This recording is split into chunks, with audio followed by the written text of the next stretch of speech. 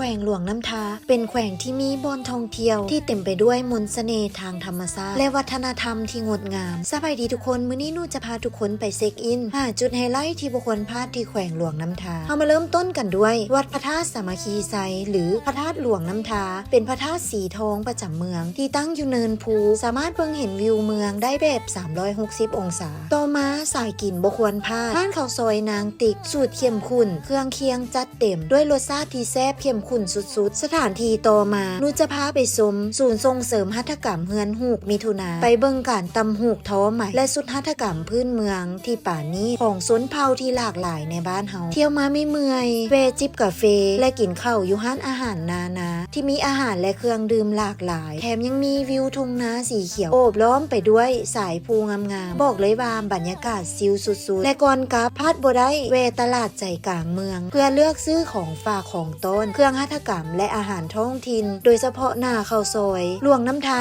ยังมีอีกหลายบอนที่ถ่ายเฮามาสัมผัสหาเวลาว่างแล้วมาเที่ยวเมืองนี้ด้วยตัวเองเด้อทำฮ้องว่าประทับใจบ่มีวันลืมอย่างแน่นอน